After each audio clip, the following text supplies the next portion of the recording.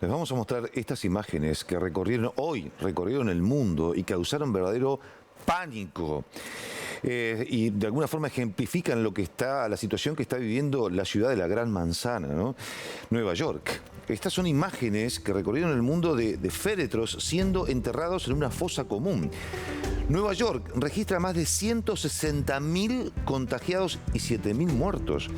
Esa cifra supera el número de contagios total en España e Italia, los dos países que hasta hace poco eran los más afectados del mundo. Bueno, Nueva York los superó ampliamente. Estados Unidos es el país más golpeado en este momento por el COVID-19, teniendo casi un tercio, 462.000 infectados del total mundial, que se estima en 1.600.000. O sea, casi un tercio los tiene solamente Estados Unidos. Y Nueva York registra su récord de muertes por coronavirus. 731 muertes en un solo día.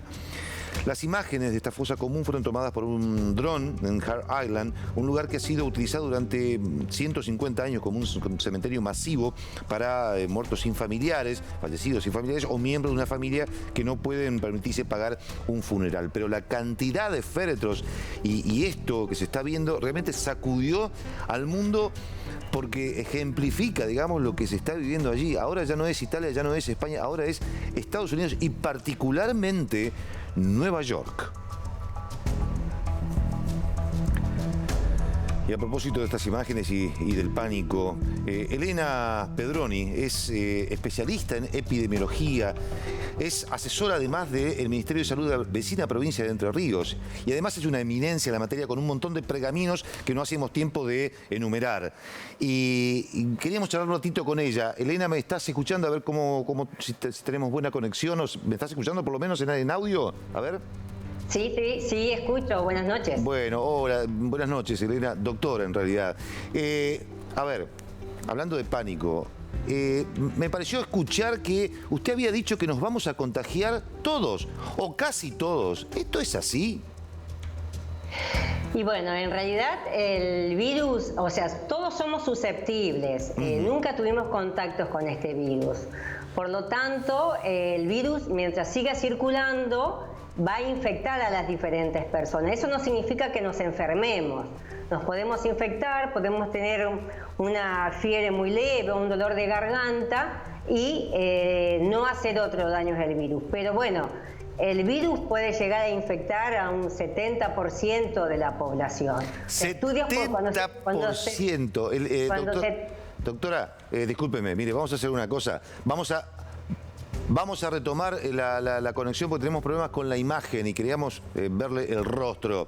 Pero cuando usted dice el 70% de la población, yo sé que usted me está escuchando, cuando dice es muchísimo, digamos, yo la escuché en una entrevista que le hicieron y realmente causó un poco de pánico esto. Es así, nos vamos a contagiar el 70%, ahí la tenemos bien en pantalla.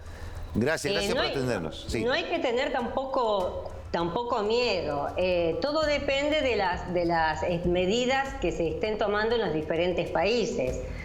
Por ejemplo, en Italia, cuando se termine la pandemia y se hace un estudio, se va a encontrar que gran proporción de la población tuvo contacto con el virus, que se infectó. Y todavía no se sabe tampoco si eso crea inmunidad o no. Hay otros países que están llevando otros modelos para enfrentar esta pandemia, por lo cual ahí en esos países este nivel o este porcentaje de infección va a ser inferior. Pero eso no significa que el año que viene o el próximo año, si este virus sigue circulando en una forma endémica, que es lo que se piensa, en algún momento vamos a tener contacto con el virus. Escuché también, escuché que usted decía que se sabía que esto iba a pasar por la forma de contagio. Ya en enero ustedes preveían que esto podría llegar a pasar. ¿Esto es así?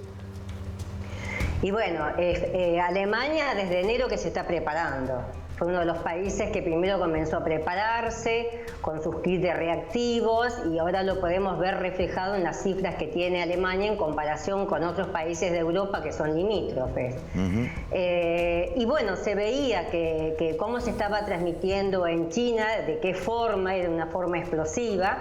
Eso significaba que iba a ser muy difícil poder contenerlo en la fuente, porque en realidad el Reglamento Sanitario Internacional dice que cuando suceden estas cosas hay que contenerlo en la fuente, o sea que se tendrían que hacer todas las fuerzas posibles para que no salga de China, pero por la forma de transmisión iba a ser muy, muy difícil, y bueno, así fue que todos los países están afectados.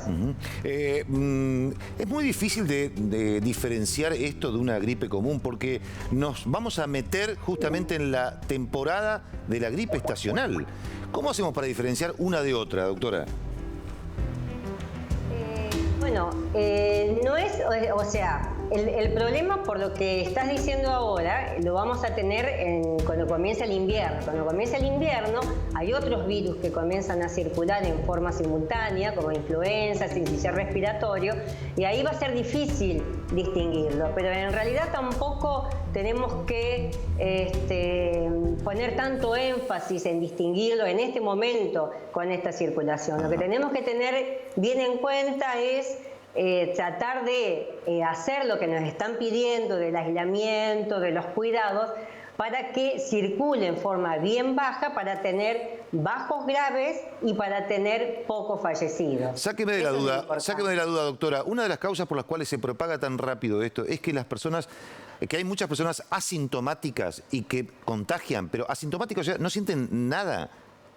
Casi el 50% de los infectados son asintomáticos y un gran porcentaje del 50% que queda tienen síntomas muy pero muy leves, como una molestia en la garganta, un poquito de fiebre, y no tienen otros síntomas. Y bueno, y otros son los que se agravan. Y estos asintomáticos u oligosintomáticos también transmiten, que al principio se decía que no había evidencias, pero en realidad por el sentido común y cómo se estaba transmitiendo, era evidente de que el virus también se podía transmitir con los asintomáticos. Por eso la recomendación del tapaboca es una recomendación, es una sugerencia, no es una obligación, del tapaboca para los que salen, donde van a estar con muchas personas expuestas, en los colectivos, en la farmacia, en el centro de salud, en el supermercado. Es una sugerencia utilizar el tapaboca en la población común. Antes que repasar los síntomas que ya hemos hablado y más, me gustaría hablar con usted lo último, en forma global. Usted conoce bastante de esto. ¿Qué ve en un futuro inmediato? ¿Cómo sigue esta historia en nuestro país? O sea, dentro de 2 meses va a haber más infectados, va a seguir circulando dentro de 5 meses. ¿Qué va a pasar? El virus va a seguir circulando hasta que termine con los susceptibles. Va a seguir circulando con las medidas que se están tomando, va a seguir circulando de una forma baja. Argentina está tomando medidas diferentes a otros países. Chile tiene otro tipo de cuarentena, por eso en Chile vemos que hay una circulación un poco mayor. Las tasas de mortalidad son un poquito mayores en Chile que en Argentina. Hablo de mortalidad de respecto a la población total. Y ¿qué es lo que se espera? Que cuando se comiencen a levantar las restricciones, que hay que ir levantando las restricciones, el virus va a comenzar a circular un poco más fuerte y van a empezar a ocurrir más casos. Lo importante es que sigan circulando, siempre digo, en forma baja. Hay provincias que van a seguir con este confinamiento, aislamiento bastante rígido, y hay otras provincias que, según mi punto de vista, ya podrían empezar a tener un poquito más de actividad, porque el virus está circulando muy, muy bajo. Entonces, el virus con nosotros va a estar mucho tiempo.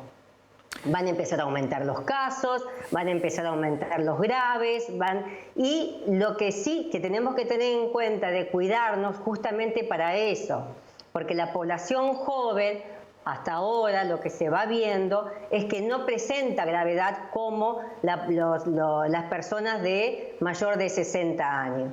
Entonces, por eso es la recomendación de cuidarse, y cuando, por ejemplo, regresan a la casa donde están estas personas mayores de 60 años o que tienen alguna otra enfermedad, de tener mucho cuidado con esas personas y cuidarlas muy bien para que no se infecten y para que no se enfermen y no se agraven. Doctora Elena Pedroni, ha sido usted inmensamente amable. Le agradecemos muchísimo. Gracias. Muchísimas gracias a ustedes. Buenas noches, gracias.